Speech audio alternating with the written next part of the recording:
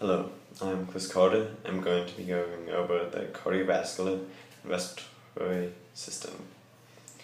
Starting with the layers of the heart, we have the pericardium, the outermost layer of the heart, that along with the epicardium, which is below that layer, helps to protect and support the heart. Next we have the myocardium, the layer made up of the cardiac muscle that is responsible for pumping the blood through the heart. Next we have the endocardium, which is the innermost layer of the heart. And in one of the layers of the heart is the sac made up of the serous and fibrous materials that contains the pericardial fluid. This is called the pericardial sac. This pericardial fluid in this pericardial sac is very frictionless. It helps keep the heart from generating too much friction. The next part of the heart is the chordae tendineae, which are fibrous strings that are attached to the valves in the heart and prevent the valves from flipping inside out, so they keep the blood pumping in the right direction. Moving on to the layers of the lungs, we have the parietal pleura, which is the serous membrane lining the thoracic cavity. We also have the visceral pleura, which is the very delicate serous membrane that covers the surface of each lung and dips into the fissures between each lobe. In this layer of the heart, side of the lungs, we have the pleural fluid. This fluid is the most frictionless substance known to man. No synthetic material has been made more frictionless than this material, and this helps to prevent the constant movement of the lungs from generating too much friction. That's also in the pleural cavity, which is the space in which the lungs grow. The muscle of lungs include the diaphragm, which is the muscle below the lungs that separates the thoracic cavity from the abdominopelvic cavity. We also have the intercostal muscles, which are responsible for expanding the chest cavity so that you can inhale.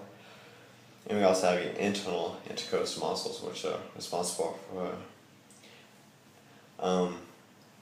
tightening your chest cavity so you can exhale.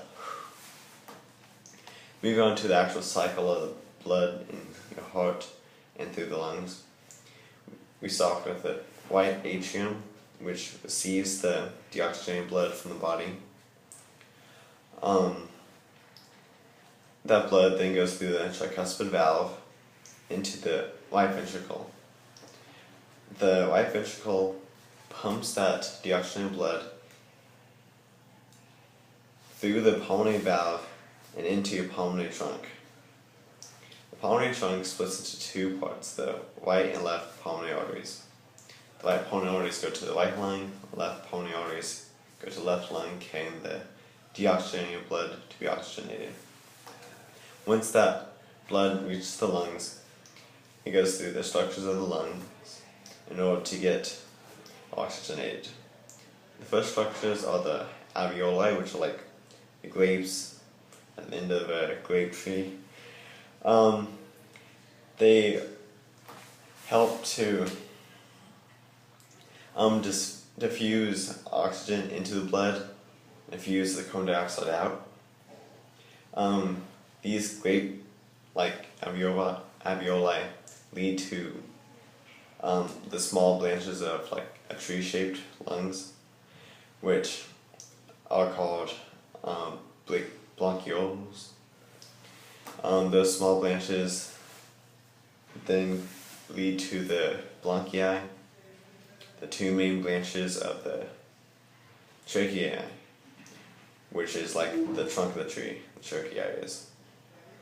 This rigid structure leads up through your neck past the larynx, which holds your vocal cords, and to your pharynx, your nasal cavity, larynx, and past your esophagus. Covering the larynx is the epiglottis, which is a small flap of tissue that helps prevent food from going down the lung hole into your lungs. And then next we have the mouth and the nose, obviously. Once the blood is oxygenated, it will go to the left and right pulmonary veins. These are the veins which carry the oxygenated blood from the left and right lungs to the left atrium. The left atrium then receives this oxygenated blood, moves it through the bicuspid valve to the left ventricle, where it's then pumped up through your aortic valve to the aorta. The aorta is the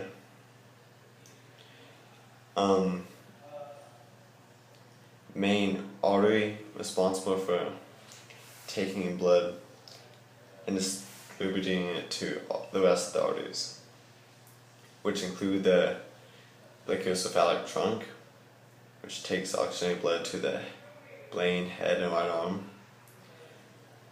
the left common carotid artery, which supplies blood to the head and neck, the left subclavian artery, which supplies blood to the left arm, and the inferior vena cava, which is the largest vein in the body,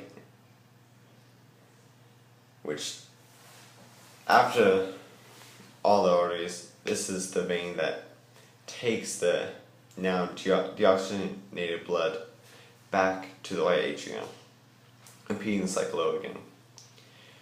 This inferior vena cava takes all the deoxygenated blood that's below the heart, so like, legs and lower body cavity. We also have the last part of the cardiovascular system, the superior vena cava, which is similar to the inferior vena cava, although instead of taking the deoxygenated blood from the areas inferior to the heart, it takes the deoxygenated blood from the areas superior to the heart and takes it to the right atrium. So that has been the cardiovascular and respiratory organizational.